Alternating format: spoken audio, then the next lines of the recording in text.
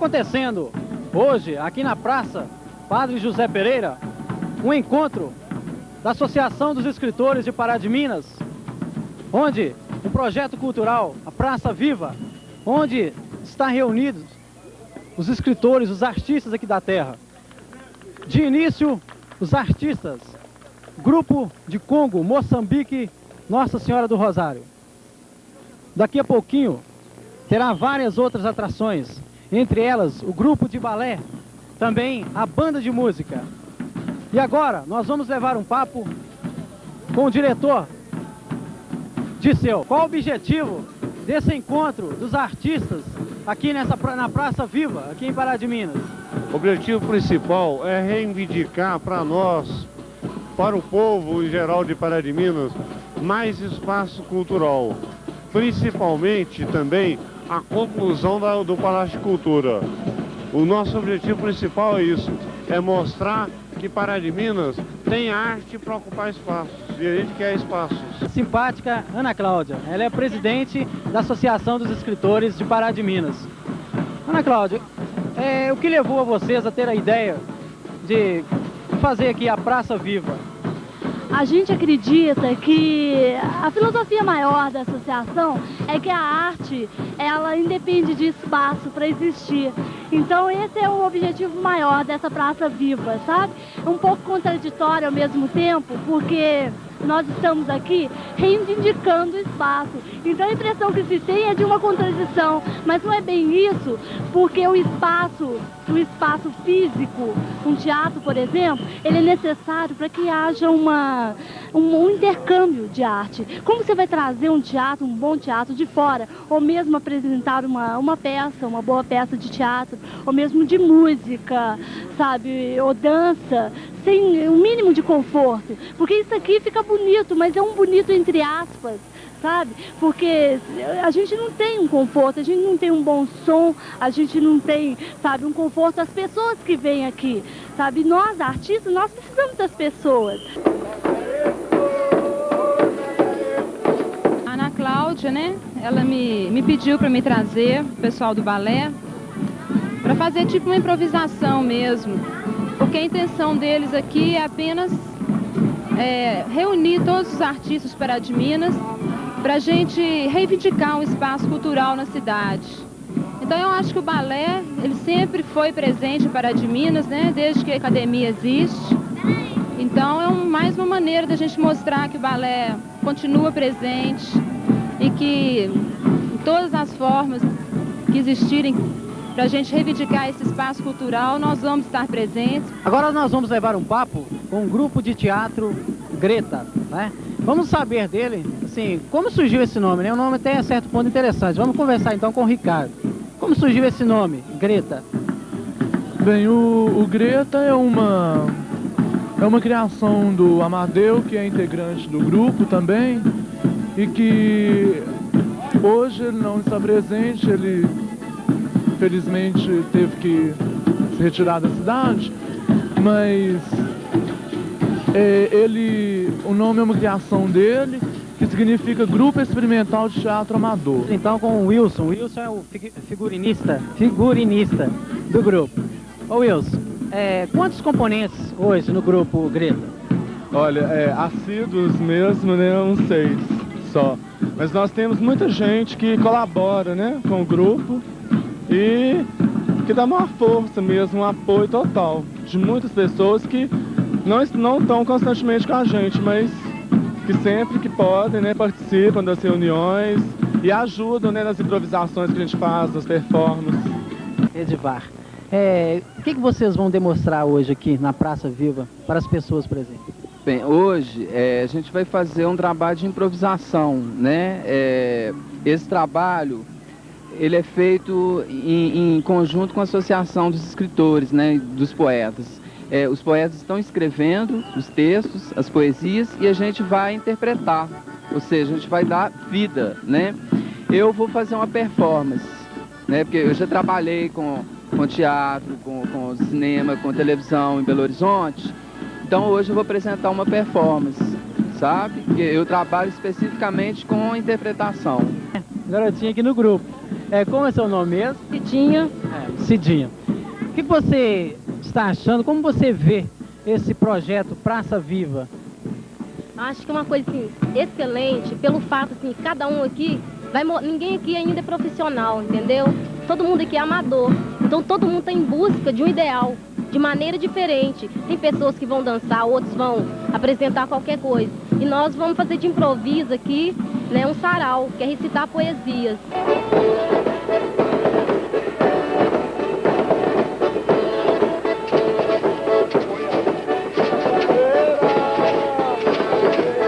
Aqui nesse cantinho nós encontramos um modo muito simples e que chama a atenção de muita gente. E aqui ao meu lado o Breno, ele que é responsável. Como chama esse lugar onde ficam expostos esses cartazes? É o Cantinho do Varal. Ele tem o propósito de levar ao público tudo aquilo que é transmitido, né? Ou seja, uma coisa assim, uma pessoa está passando, pô, vou escrever um negócio aqui, escreve e transmite para todas as pessoas que estão passando o jeito dele pensar, igual aqui tem muitas coisas escritas, foi construído pela Associação dos Escritores. Né? Ana Marta, quero que você conta para nós um pouquinho como que você vê a música hoje, não só em todo o Brasil, como também em Pará de Minas. Bom, a música brasileira está tendo o seu ponto máximo em todas as camadas sociais e, por que não dizer, em todos os países. A música brasileira, o nosso querido samba, está expandindo de forma maravilhosa por todos os lugares do mundo. Em Pará de Minas, aqui em Pará de Minas se faz rock, jazz, todos os tipos de música. Mas os compositores aqui estão precisando de uma ajuda para ampliar os seus conhecimentos musicais. Não é escritor, nem poeta, não? Não, só gosto. Como o senhor está achando esse projeto Praça Viva, assim feita pela Associação dos Escritores aqui em Pará de Minas? Bom, é a primeira vez, estou comentando aqui agora, que eu vejo essa dança aqui em Pará de Minas. Eu sou da região de Itaúna, onde isso é muito comum. No meu tempo de criança na roça lá, a gente via isso no período de 24 de dezembro a 6 de janeiro, né? Aquela festa do Dia dos Reis, a 6 de janeiro. Eu acho que está faltando apoio. Está a Vera Ângela, ela é uma das fundadoras da Associação dos Escritores aqui de Pará de Minas. Como surgiu essa ideia assim, de fundar uma associação para os escritores aqui de Pará de Minas? Na época, eu trabalhava na prefeitura, junto com a Vani Vilena, na Secretaria de Educação e Cultura, certo? Então, juntamente com a Vani, é uma ideia dela, nós começamos então a reunir pessoas, telefonar para pessoas que gostavam de escrever, para ver se a gente conseguia, semanalmente, né, fazer um trabalho assim, de crescimento juntos, sabe? Passar ideia um para o outro, né? E mostrando o trabalho também, divulgando os escritores de Pará de Minas. O governador Newton Cardoso esteve hoje em Pitangui, cidade na qual é eleitor, para votar no segundo turno das eleições, em que será escolhido seu sucessor para governar toda Minas Gerais. O governador votou por volta das 9 horas na 110ª zona eleitoral, que fica na Escola Estadual Francisca Botelho. Em seguida, o governador Newton Cardoso, juntamente com o prefeito da cidade de Pitangui, Paulo de Vasconcelos, visitaram a Santa Casa de Misericórdia de Pitangui.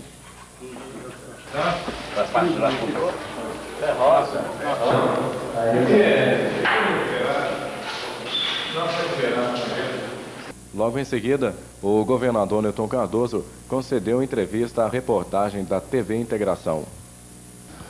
Aqui no oeste de Minas, nós precisávamos de muitas obras.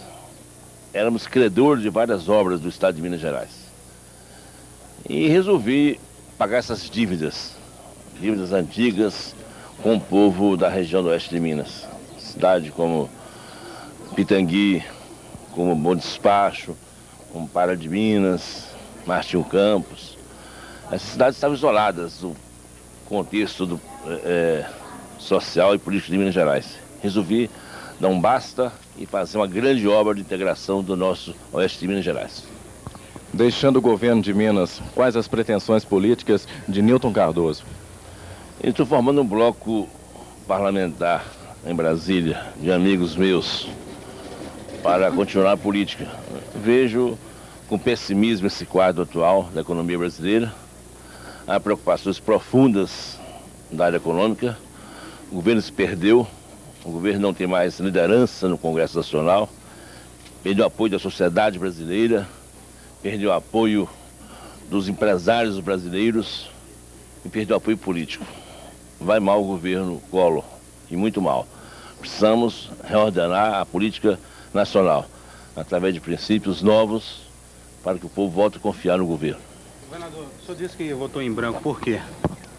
Olha, eu fui assediado por bilhetes, por amigos, pelo deputado Hélio Costa, pedindo até favores pessoais ao governador de Minas Gerais.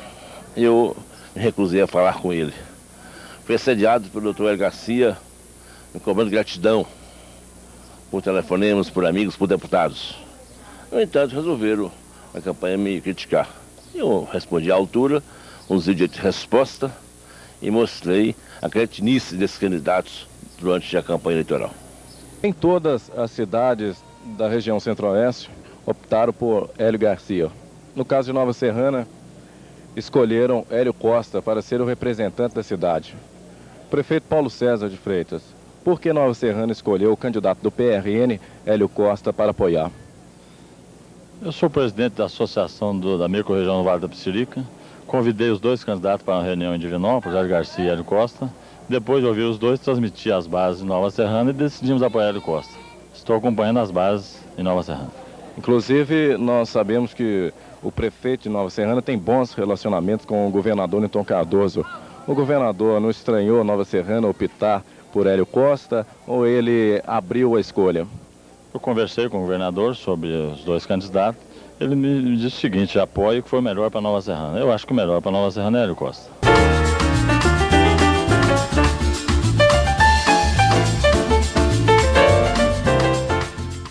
O vereador Zezinho Xavier está preocupado com o número de mortes em Pará de Minas. Com isso, o cemitério local está ficando insuficiente. Já faz algum tempo que um problema vem sendo previsto aqui em Pará de Minas. É a superpopulação do cemitério local. Isso mesmo, a população está aumentando e daqui a algum tempo não vai haver espaço suficiente para o sepultamento dos mortos. E aqui do nosso lado está o vereador Zezinho Xavier.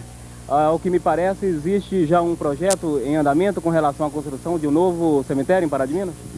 Meu amigo, não é projeto, é uma simples indicação, porque compete à administração municipal, não só a compra do terreno, como também a construção do cemitério. Deve ser o objetivo da administração.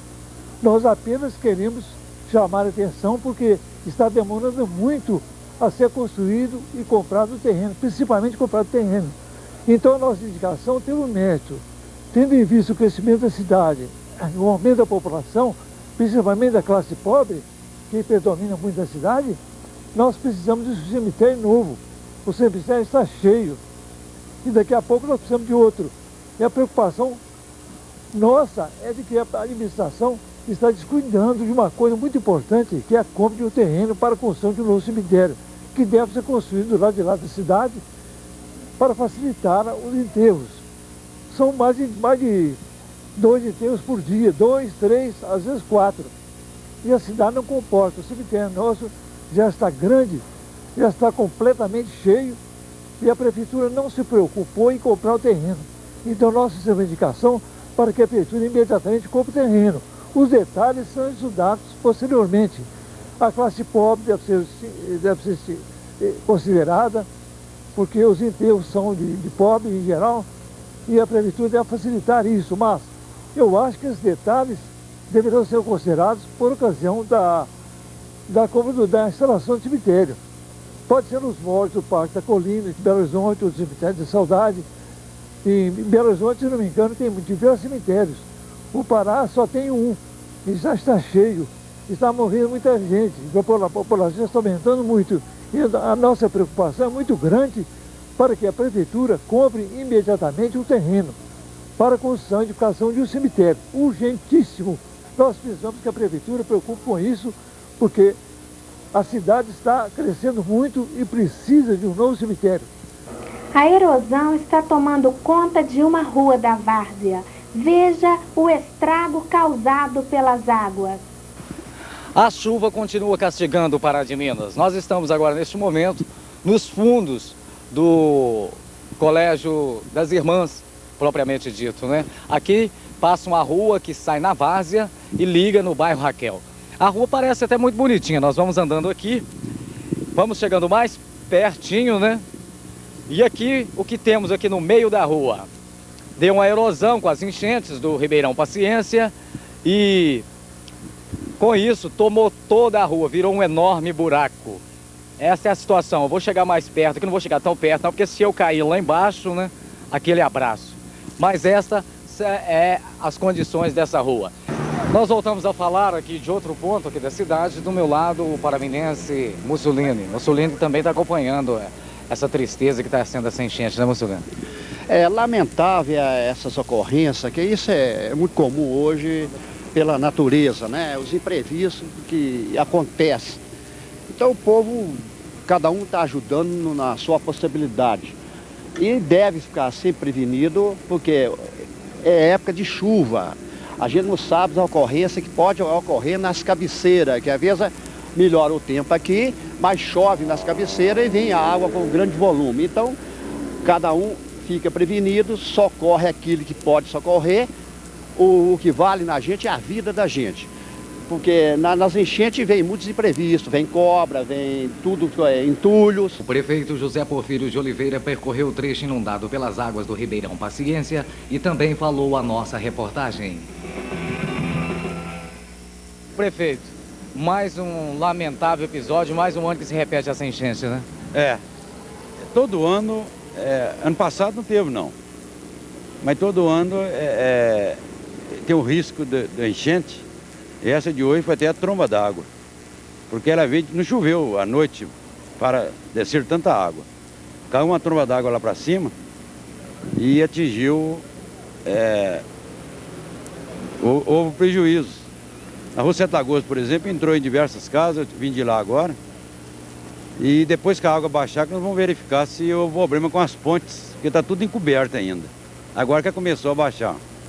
Mas é água demais. A primeira, a enchente mais pesada que houve até hoje em Pará de Minas foi essa de hoje.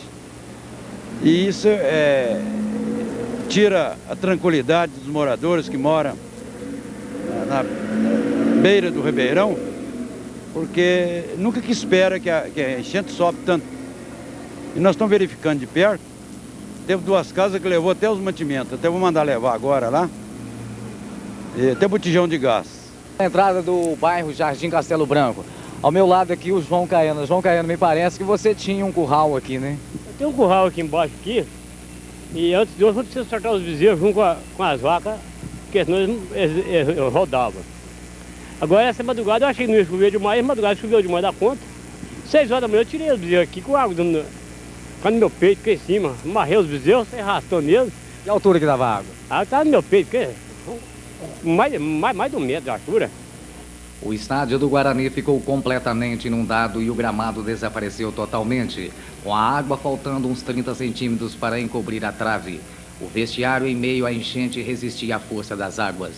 Nesse trecho, o Ribeirão se duplicou e o estádio mais parecia um lago artificial do que propriamente um campo de futebol.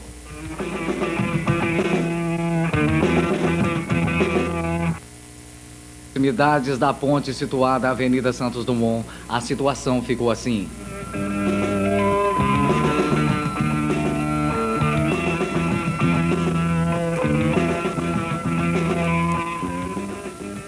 Mais um campo foi invadido pelas águas próximo aos fundos do antigo asilo. O campo do Pólen ficou assim. Só se parecia que era um campo de futebol porque as traves altivas permaneciam intactas. As águas aqui encontraram um campo aberto para escoar e assim não invadiram as dependências situadas ao terreno.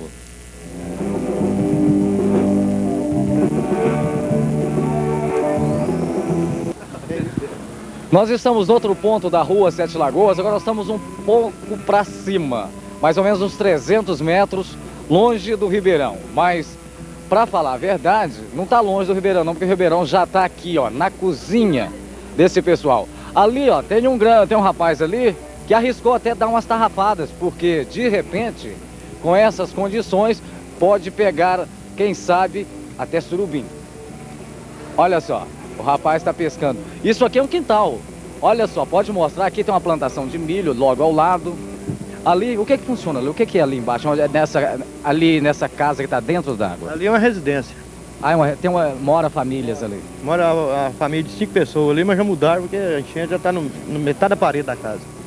Aqui é uma varanda? É uma varanda da casa do meu pai, aqui da casa de cima. Como é que é seu nome? Geraldo Salvino. Ô, Geraldo Salvino, me diga uma coisa. Todos os anos é esse problema? Tentaram 3 vezes dessa enchente aqui, sabe? E promessa de arrumar o Ribeirão aqui, de dragar o Ribeirão, já tem 8 anos. Só na época de política eles falam que vai dragar, mas até hoje nada. Então já inteira 3 vezes que dá esse prejuízo, você tá vendo aí aqui pra nós. Nós estamos na Prefeitura Municipal de Pará de Minas e ao meu lado o presidente da Câmara, Eugênio Mansur, também acompanhando essas chuvas, as enchentes, as famílias desabrigadas. Eugênio, como é que está a situação?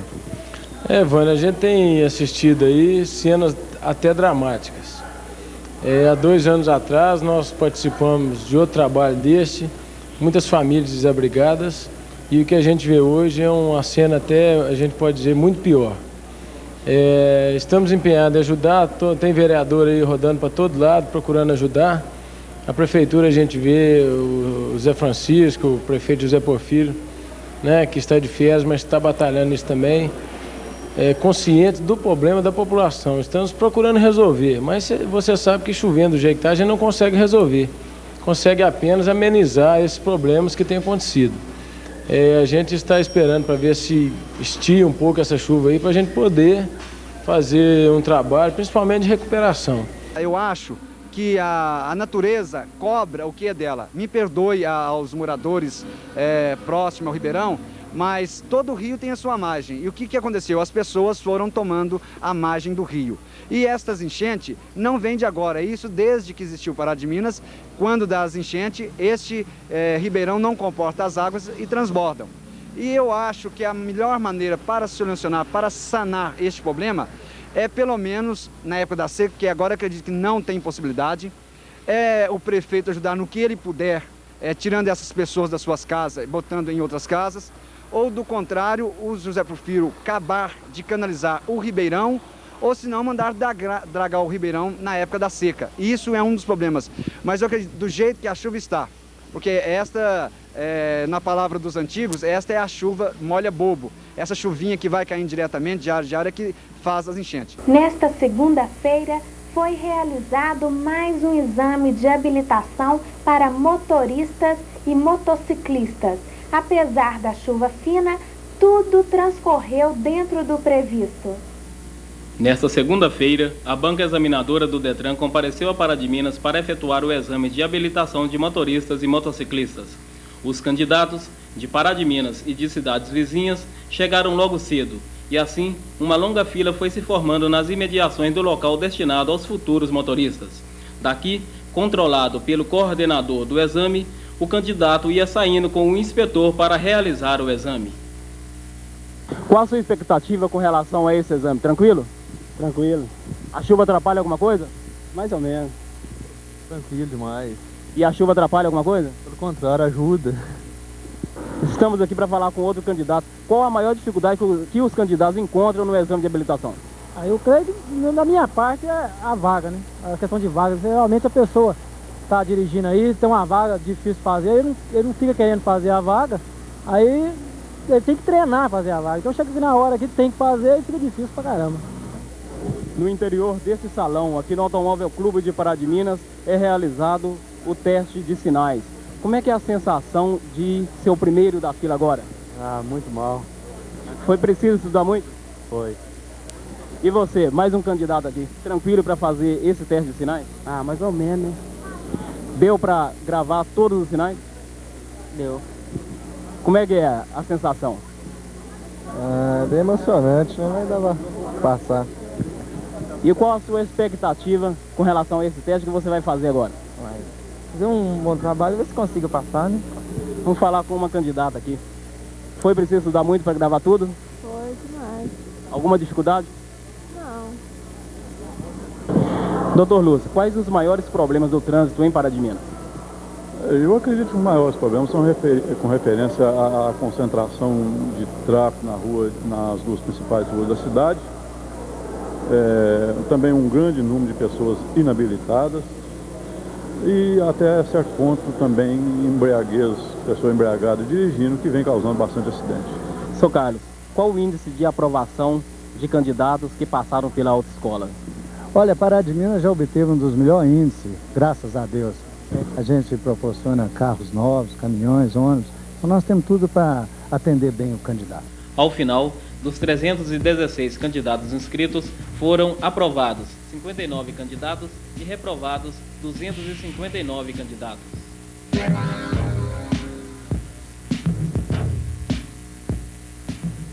Funeral. Esse é um assunto que poucos gostam de abordar, mas para alguns é uma obrigação profissional. Ninguém imagina onde eu tô, mas aonde eu tô, eu acho que ninguém tem vontade ou desejo de estar. Eu estou aqui mesmo, ó. Aqui dentro, e pode até parecer uma brincadeira, mas a coisa é uma das mais sérias possíveis.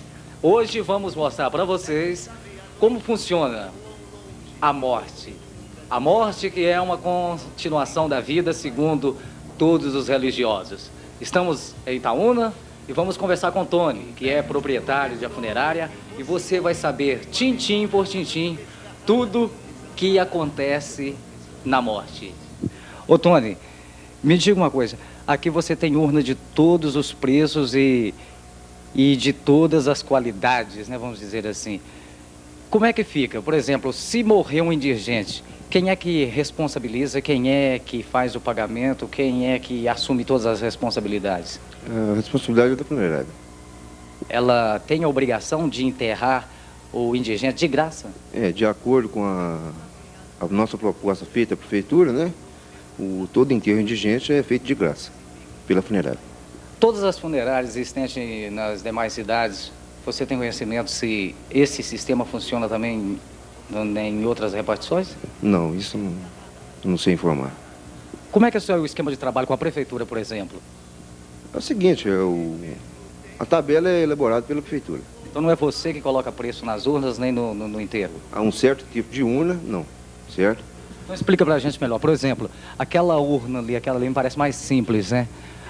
Deixa eu passar para o lado de cá que fica mais fácil. Aquela urna ali seria o quê? Ela seria para um indigente?